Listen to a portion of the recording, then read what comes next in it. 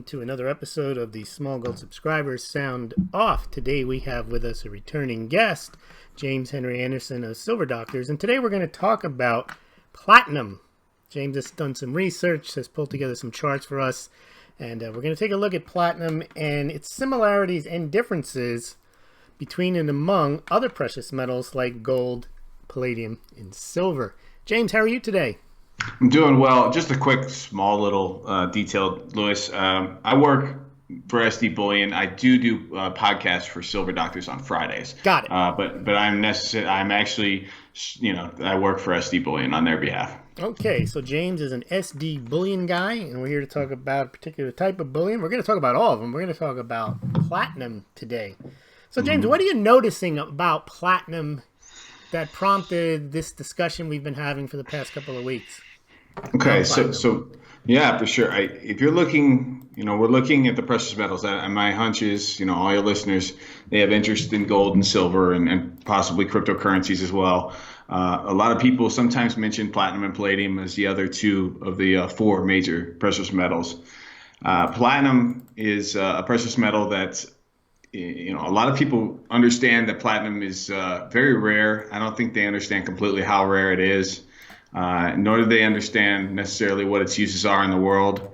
And then even to put in context, you start to understand, well, what's its price history versus gold, for instance, and then, how much of it exists, not only just in the Earth's crust, but also above ground, and just kind of the history behind platinum. So, for a long time in this industry, I've been working over a decade.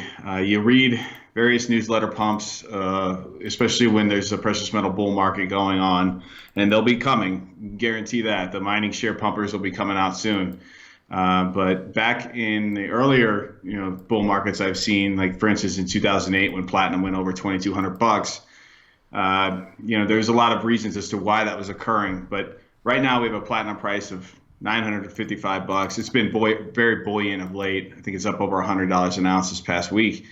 But it was getting ridiculous there for a while. I remember sitting at the office at SD Bullion, looking up at the prices and seeing platinum in the $700 range. Back before silver was lagging in the 14s and gold was hitting the 1,200. So, where the precious metal prices were looking extremely depressed. And you look at that and you're thinking, gosh, $700 platinum and it's almost 2020. This makes no sense. And so really the impetus of I think what it was just all these newsletter writers would always say all the platinum ever mined in the world, it can fit in the average Joe's garage or, his average Joe's living room. And I just found that to be ridiculous. And I thought, you know what, I got to find out if that's real or not and do some deep data, digging and see how much of it is actually in existence and then, what the price and value of it all is. So that's, I think, what brought this on. And I believe Nick Lyard of Gold Charts R Us shot out one of the articles I wrote on SD Bullion blog about how much platinum is in the world. And so we'll probably end up going into that later on in the interview. But I think the main thing is that silver and platinum right now are probably the best values in the four major precious metals. All right. Now, you mentioned the amount of platinum. What type of numbers are we talking about? So silver, many people know, and if they don't know, we generally look at about 800 and 900 million ounces mined every year. We've shown 1.2, 1.1 billion ounces available in ETFs, available in COMEX warehouses, at Gold Money, at different repositories where they store silver. And we've also seen about 2,400 tons of gold mined every year. What are we looking at in silver in terms of ETF numbers and just amount of platinum above ground? Okay, so on an annual basis, annualized, the peak of all, when looking at the data, the peak of all time platinum mining per year was in 2007, it looks like 7. And surprise, the reason was because the price of platinum was shooting through the roof, right? It went over $2,100 in 2008. So right. That was in that crazy commodity bull market from 2000 to 2008. And platinum was the highest recipient of that honor because it just outperformed everything. It crushed gold, it crushed silver, and it crushed platinum or palladium in that price performance. So to answer the question, it's pretty simple. It's about 7 million ounces a year of platinum that comes into supply chain. But the thing is like a huge amount of it is recycled. Not all of it is new line platinum that gets brought on. I have to go down to the chart because it's not in my memory, Lewis. Just to be quite frank about it, it's like I know the silver data, like factually. Right.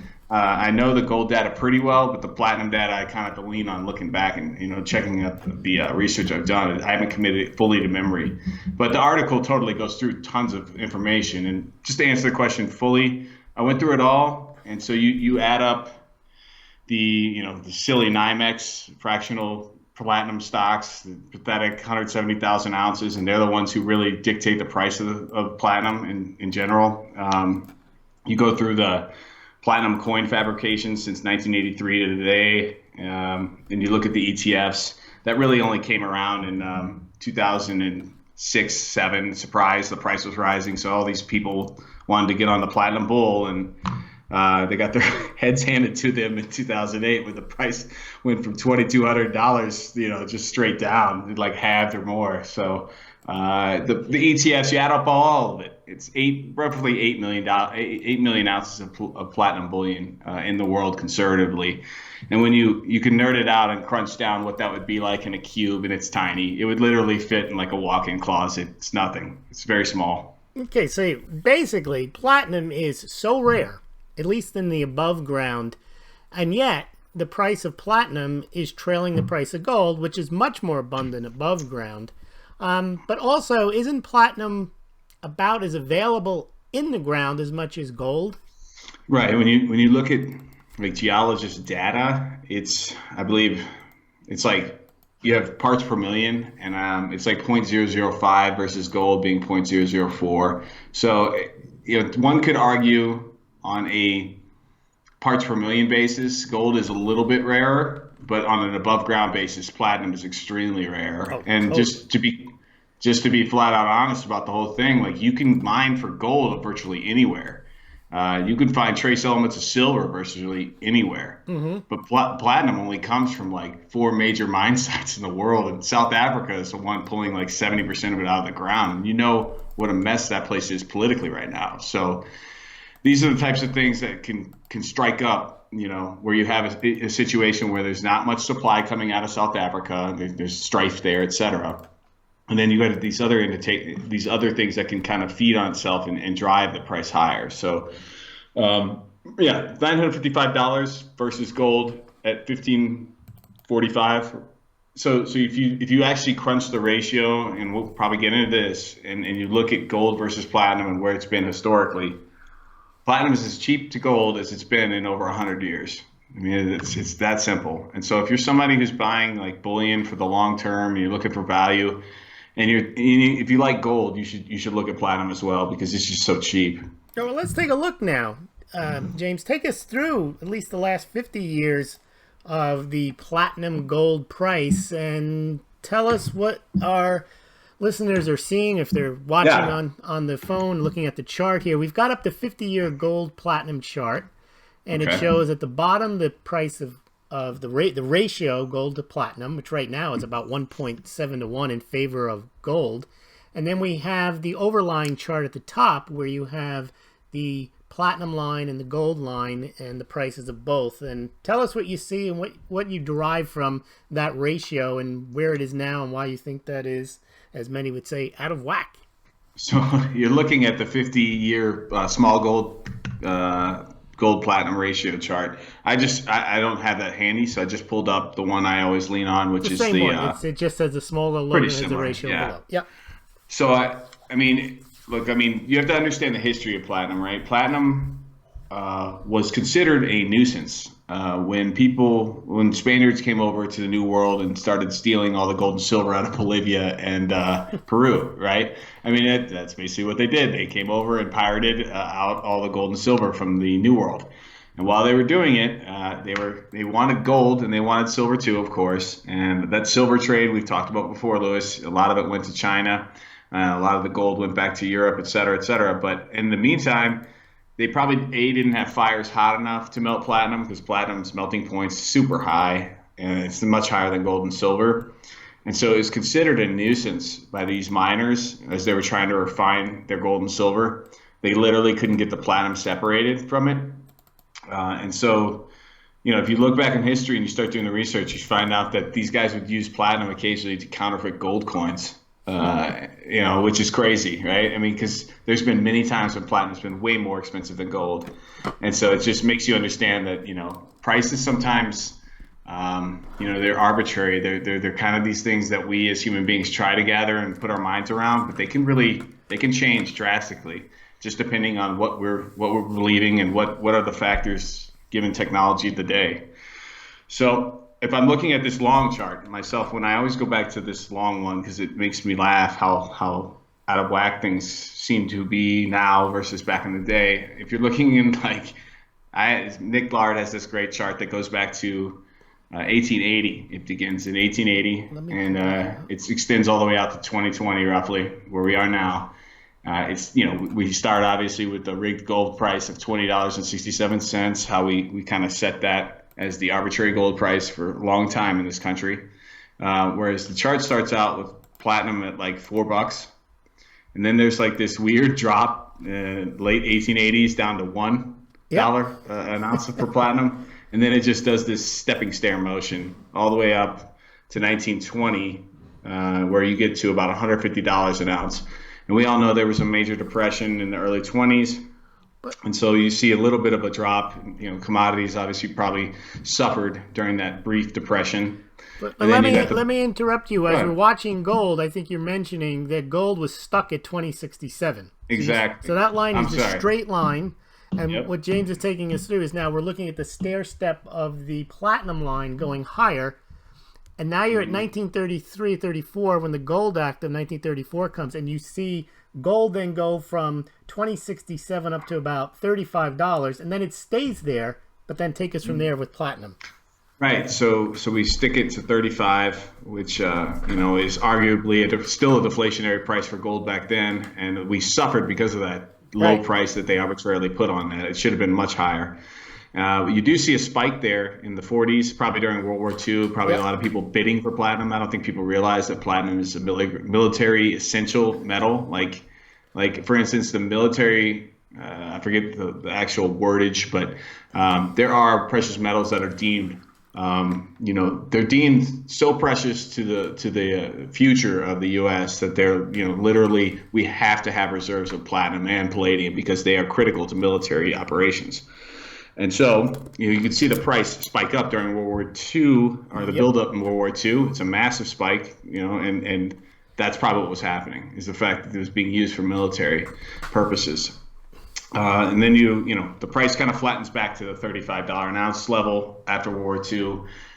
And then the huge decoupling again. We have the gold price fixed at 35. We all know that's been a rigged price, and they kept it. They tried to keep it rigged with the London Gold Pool, which failed. Yep. And meanwhile, the price of platinum was, let's see here, it was probably 2 to 3 times the price of gold, somewhere in there. As high as $300 almost in the late 60s, and gold was stuck even with the gold pool, losing a bit of its strength. Still only got about $40 for gold, so it was a big discrepancy. Right, exactly. And so, just think about this, Lewis. If you're reading this chart, you have to know your history monetarily and stuff. Otherwise, you'd be kind of confused of the history that this chart tells. But that's exactly what he's right. I mean, they were pressing the gold price down. It doesn't make all that much sense. Why is platinum so much higher? It's because no one was pressing the platinum price down. It's like the London Gold Pool was for gold. So we do see a drop back down in the early 70s. In the 70s, obviously, once they went full fiat currency, Nixon came out. You had an devaluation in the 1973, like a 10% drop overnight for the U.S. dollar. I don't think most people even know that, which is kind of shocking. I mean, that just overnight, 10%, sorry. I mean, we do that now in about a year's time. I think 2017, we dropped 10% in the dollar strength, but we don't do it overnight. That's pretty crazy. I always say that the president, through executive order, can do more damage than the Fed can do. And we saw that with Nixon, and we saw that with Roosevelt. What I'm going to do now, James, so you can carry through, and I'm going to zoom out of this chart and go back to that Smaulgld chart, because I think the most important part of the analysis when you get an apples to apples is after Nixon takes the U.S. off the gold standard. Remember, from 1933 to the end of 1974, Americans weren't allowed to buy gold. So I view the relevant period for gold, silver, platinum, any precious metals is when the gold standard is gone, the silver standard is gone in 1968, no more silver certificates, and now all the precious metals are trading. Now, we could talk about manipulation, but they're all trading at least on the same COMEX, NYMEX. They're all trading on the same physical basis. There's no law that says gold has to be $35 an hour. Okay, so once we get to that, and I'm going to pull up the chart, from 1974 on, we see this correlation between platinum and gold almost to the letter. So let's take a look at that chart. I'm going to pull that one up, and that's your chart. It's the same one. It's just the Smaulgld logo on it. Yeah. Okay, so take us from what happens after 1974, and you can see that gold, they're looking at the gold and platinum lines, pretty much tracking each other to the nose until almost 2000. Right. So 1974 is an interesting year in terms of precious metals in general. They all spiked. You had platinum spiking, you had silver spiking, you had gold spiking, and then they did these drops pretty drastically. 75, 76 was like the bear market. And just real quick aside, I mean, you could argue that that's been the case since 2011, and that we're moving into the 2020s where we'll probably have a crazy mania where all four of the precious metals will simultaneously similar to what they did in 1980. They'll all be hitting new nominal price record highs in fiat US dollars, and that at least within a similar time frame. I mean, in 1980, it was gold and silver that did it in late January, and then you had platinum, palladium doing it in I believe it was March or April. They did their simultaneous price highs. So I would expect something similar to repeat in the future. But look how tight those lines are between gold and platinum. Yeah, it's absolutely interesting, the fact that they just are so neck and neck. You have a situation where it looks like platinum kind of leads for the most part, and then gold kind of takes over in the early 80s, mid 80s. Gold's a little bit higher than platinum. I would have to probably do more research to understand exactly why that was the case. But the bottom line of all this is that for the majority of the last 50 years, platinum's actually been more expensive than gold. The only argument I could actually understand, I could understand someone making right now in terms of, hey, gold's going to be more expensive than platinum because we're in a monetary situation, a situation where the currency is being called into question. And that was the case in 1982. I mean, in a lot of ways. The one difference now is the fact that, central banks are buying gold hand over fist. They're not out there buying platinum. That's true. You have just this huge decoupling, and you also have the legal aspect of the fact that gold, can be on the books of a bank and be considered tier one assets. So you can have banks that are that internally they know that they're bankrupt on a mark-to-market basis, right? Think about this: if you're like the executive of a bank that knows if there was a real mark-to-market call on your books, you would actually probably be bankrupt. So, you might want to have a little bit of gold because in such a scenario, gold's going to be a lot more expensive than fiat US dollars. So it is it could be argued that some banks may eventually start buying gold or are already maybe doing it on the slight. You mean JP? No, I would say gold because they are buying gold. Oh, central banks or commercial banks? Commercial banks. Commercial banks under Basel I because they're allowed to. Well, not allowed to. They can mark them to market as a cash position. Exactly. So it could be argued that JP Morgan has been hoarding gold and then they do have huge amounts of gold.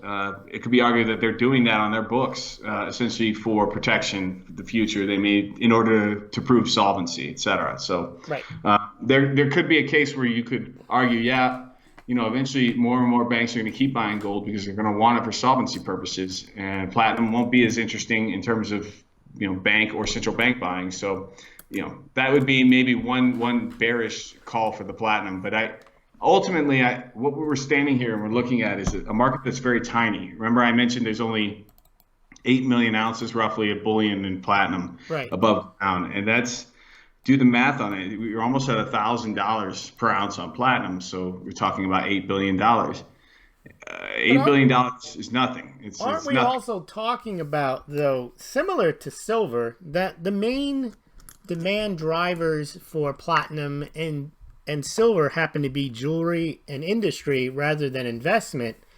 And I think what's happening with silver, and it looks like platinum might follow the same route, is when that investment portion of its demand component catches the same bid that gold is getting, it's competing with its commodity demand, and because it's a small market, it actually can jack the price higher. If you look at that spike in platinum to over $2,200. That's a combination of a lot of Chinese jewelry buying, Japanese jewelry buying, industrial use in the catalytic converters, and oh, by the way, that was when gold was also rising. Yeah, right. And you can see that even when it dropped in 2008, when it went straight down, it went straight back up with gold to 2011. Yeah, it did like a 50% retracement job, essentially. But then when gold took off, when gold caught its bid in 2009, so did platinum. Yeah, look, I mean, just looking at this 50-year chart, right? I mean, look at the basing pattern around the $700 mark. I mean, there's just huge amount of support there. And so you can see already it's building this massive base of, well, look, when something builds base like that, technically speaking, I'm not like the ultimate technical pro, but I can tell when you have a huge base like that to jump off from, you can go much higher, right? So you're talking about 4 or 5 years where it kind of based between 900 and 700, and now we're starting to see that shot back up toward 900. So yeah, look, I've pulled up the 5-year chart, and we were at around 800 in 2016. We went up to almost 1180 that year, because that was the same year when Brexit and gold and silver went higher, and it's trended lower, and we've been below 800 a couple of times in 2018 and even this year. So you definitely have a lower trend, while gold has been basing and then going higher. Yeah, gold is getting gold and commodity bull markets, which I think is what we're going towards eventually, is a general commodity bull market when they finally let the cat out of the bag that they're just going to devalue the dollar, and finally people figure that out. They'll figure it out later, but right now gold's showing you that that's probably coming. Gold will tell you stuff years in advance, and I'm pretty sure that's what gold's starting to tell us, is that we're headed toward a situation where gold's going to lead, and then all the other commodities are going to start catching up eventually. The ones that are like, that average Joe needs to buy, like gasoline and all those things, like they're going to, my hunch is they're going to use derivatives and try and press those prices of those down and keep it low. So politically things will get out of hand, but you're going to see the precious metals lead, and gold is going to probably start. And that, I think, is what we're seeing. Yeah. And I also think this time, I like to say this time is different because sometimes things are different, and sometimes now people think when you say this time is different, you're being a moron, because this time is different is code for you don't know what you're talking about. It's never different. But actually it is, because I think in 2013, and many of our listeners will remember this, when they announced QE3 in 2012, and that was going to be the biggest one ever, people thought, that's it. They've now gone over the deep end, and gold had been up in the 1900 levels, and they had just basically I don't want to use an expletive, but basically It looked like they were going to let everything just collapse because they were going to print us into oblivion. And lo and behold, what happened during QE3? Gold and silver were heading down, and heading down fast, and that to me was shocking. But we knew why they did that in retrospect. We've seen what's happened over the last 5 years. They wanted to keep the dollar as the reserve currency. They knew they had to stop, so they were very clever, and they talked about tapering with the taper tantrum. They talked about eventually raising rates, running off the balance sheet, and they did kind of do all that, not necessarily normalizing rates, and they wanted to preserve the dollar. But all the talk we hear about today from Trump and the Treasury is the dollar is too strong. I don't think they care right now if gold and silver go higher. I don't think there's the same. It is different this time. If gold and silver start to go higher, I don't think they're going to say, well, we better shut that down. They're going to say, let it go.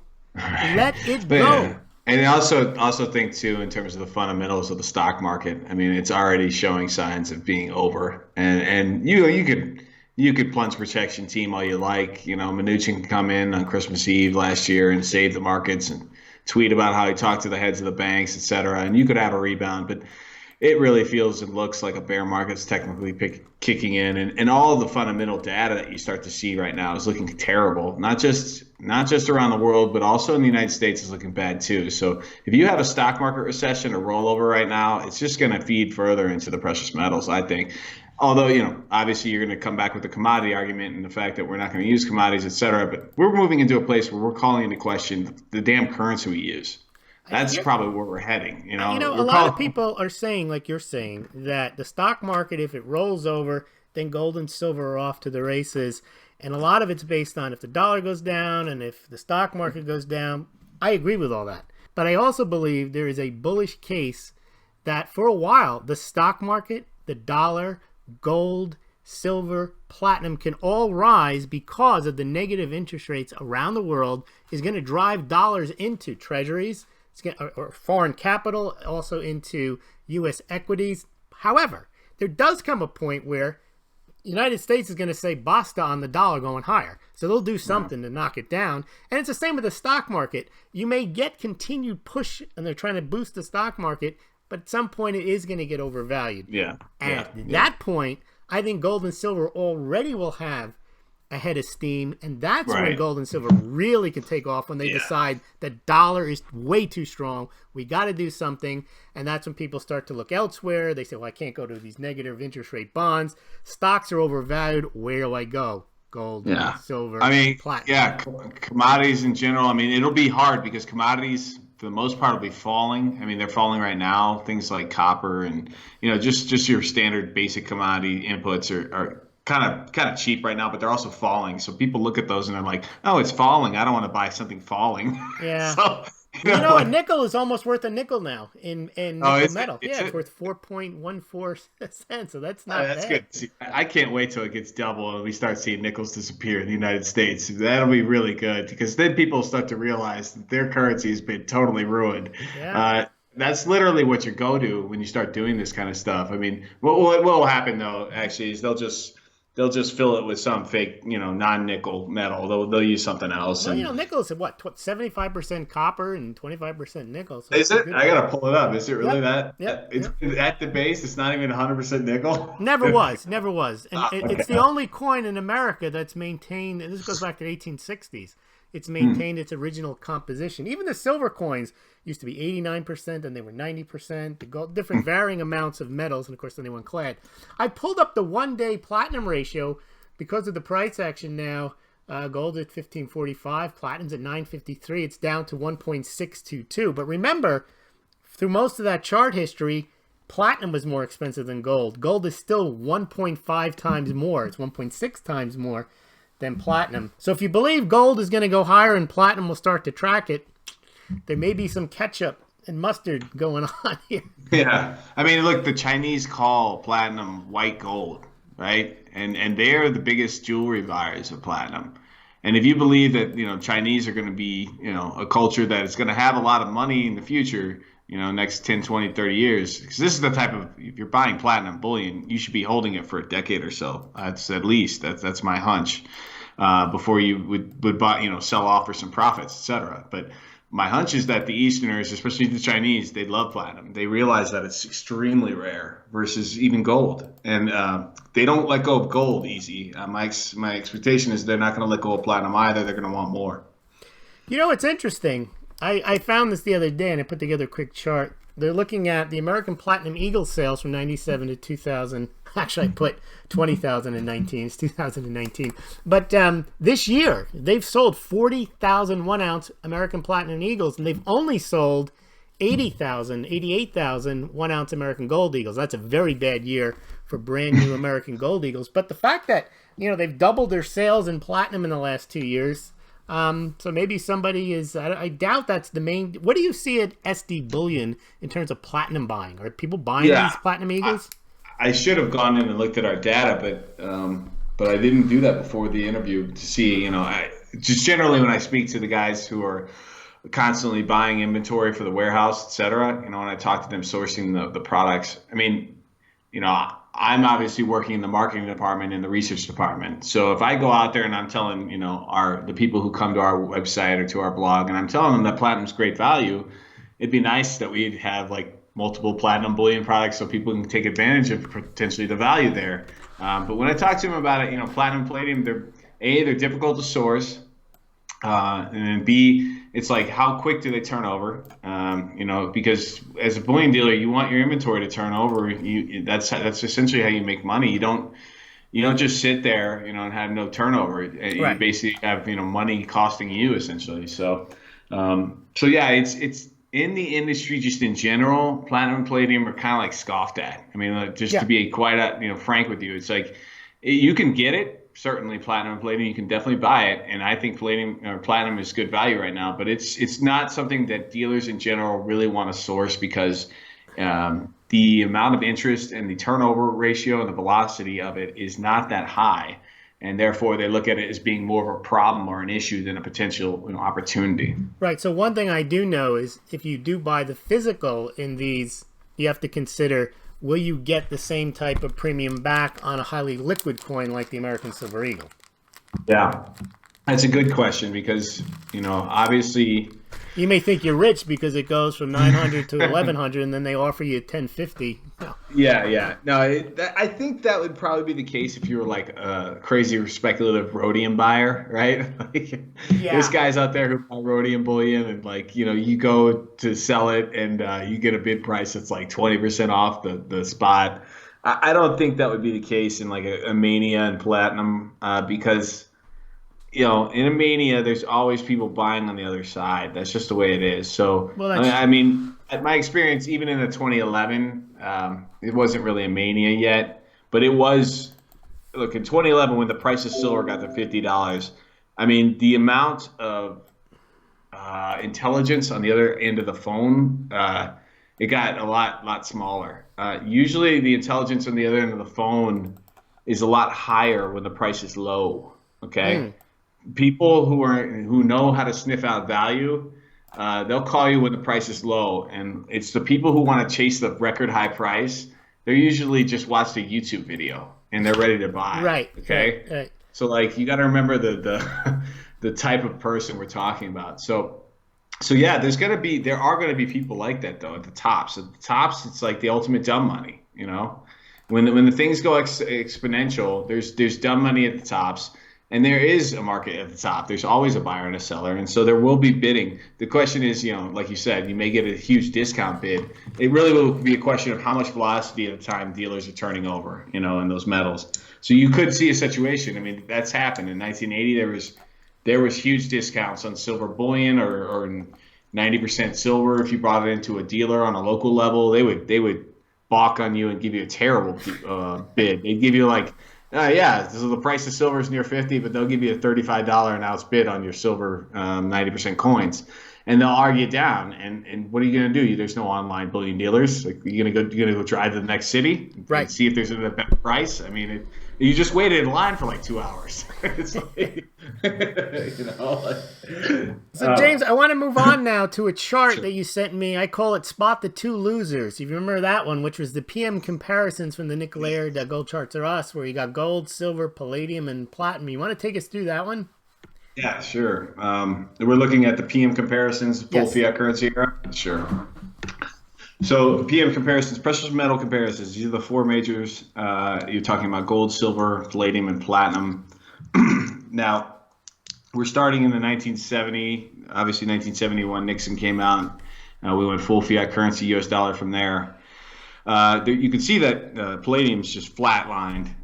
There's no trading yet in derivative markets until it looks like 1977 it started trading on the NYMEX. But there was trading, and there is data that Nick Laird used for gold, silver, and platinum. Mm-hmm. You can see them all squiggly lined a little bit. What you see in the 1970s bull market during that stagflation era. That's in the red box if you're looking at the chart. Correct. Yeah. So the red box, I like to highlight this for people to understand. You know about the stagflation 1970s, the calling into question, even why did we leave the Bretton Woods Agreement? The currencies kind of, every year there's terrible inflation.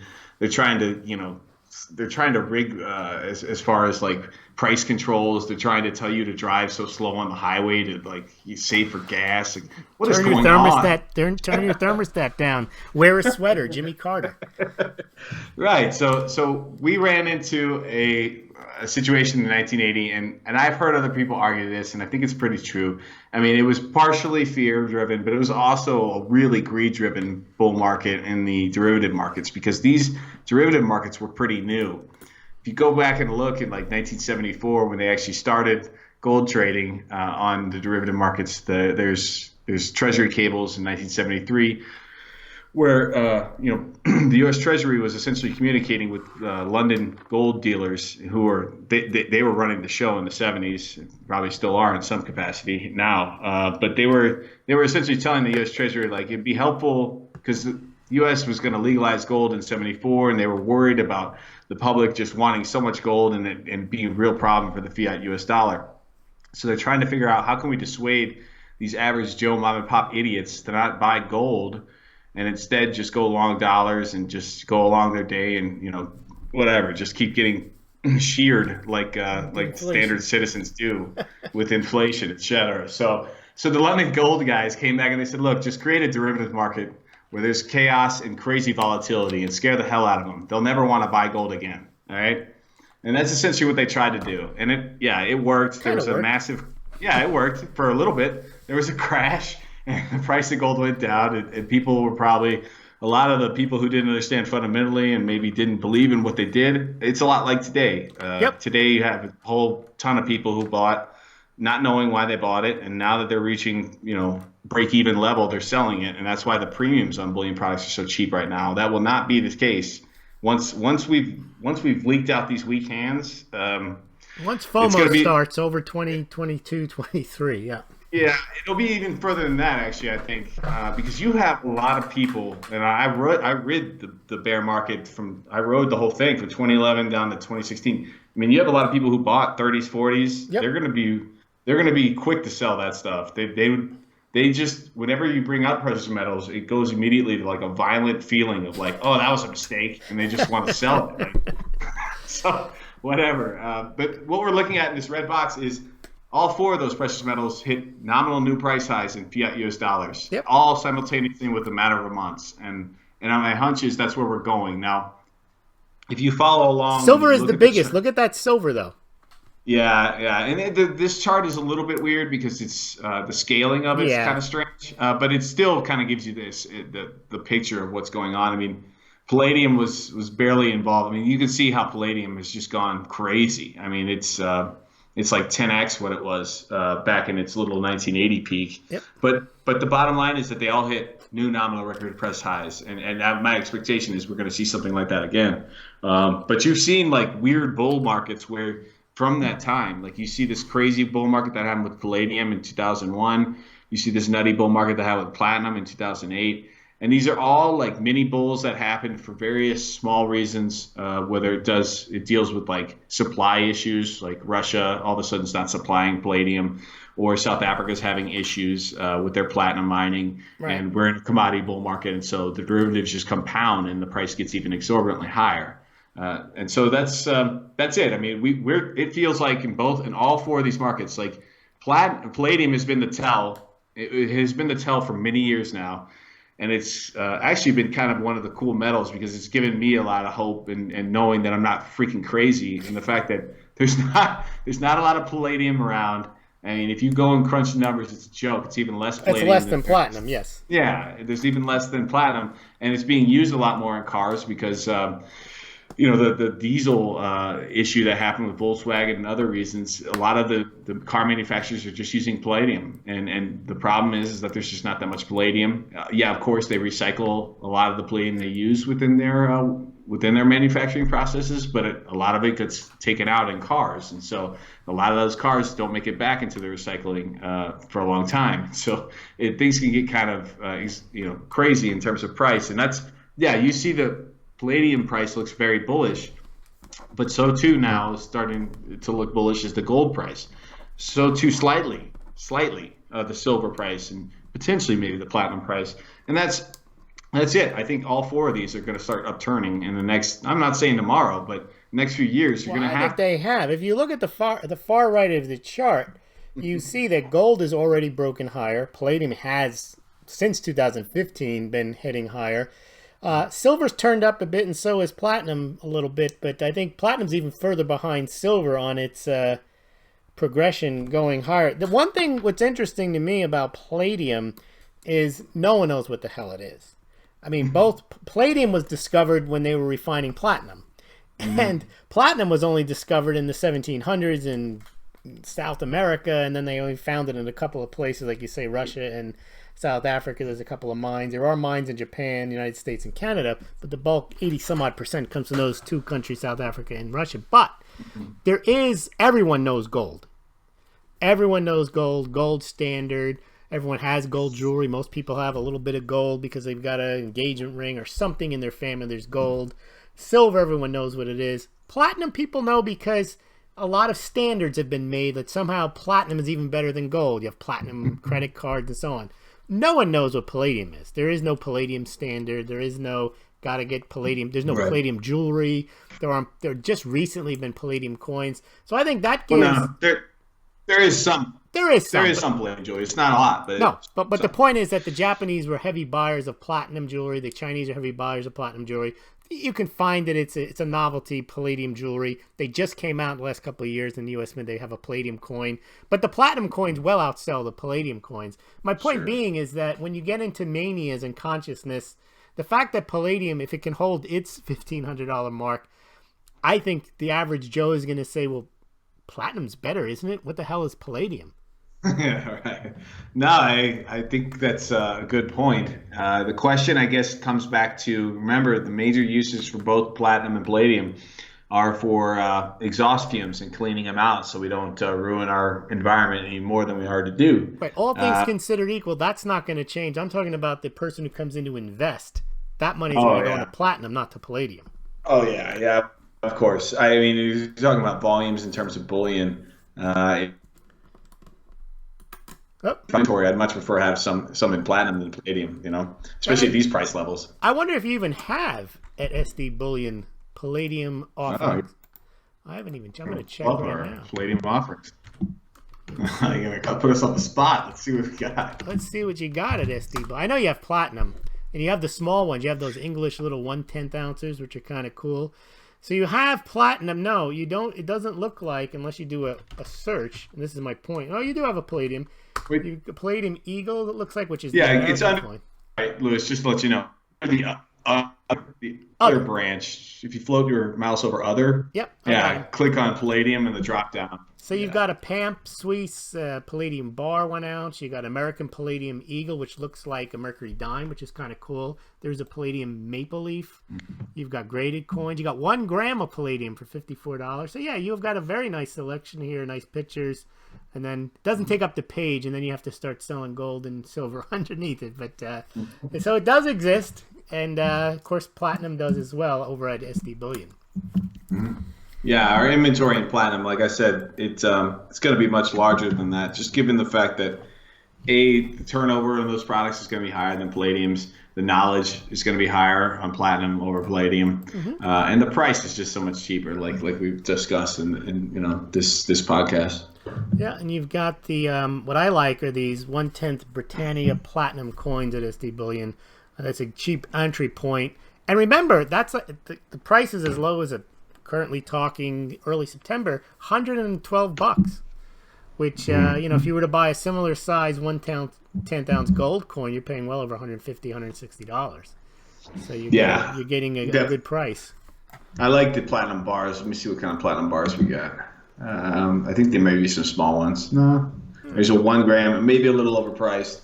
1 grams typically just have too high a premium. So if you can't afford it, try and get the 1 ounces. You'll get a better price over spot. Always. Anyway, we'll leave the links below this YouTube, and they can browse the SD Bullion and check out what's there. All right, James. Anything else you wanted to discuss? Any charts we missed? I think I hit them all. The ones that you sent me. I think we're good. I mean, I sent you a few. You have a lot of the charts, though. I mean, you sent me back a whole bunch. One other point, I guess, before we leave. Sure. I mean, when you look at platinum price performance, people a lot of times call silver volatile. Platinum has actually been more volatile in terms Smaller of market. annual price performance. Yeah, in the 21st century, like if you look at it in all fiat currencies, I got it up. you Yep. know, yeah, that one is pretty telling. It shows you when it performs well in U.S. dollars, you can be up 60%, and when years where it goes really bad, like 2008, it could go down 41%. So Right. it's a pretty wild metal. But This my is a hunch is, point I make about silver as well, that yep, we're really about gold. Gold is far, far more stable than both of these metals. totally, totally, But you're totally. not going to get a 70% generally type of pop that you might get.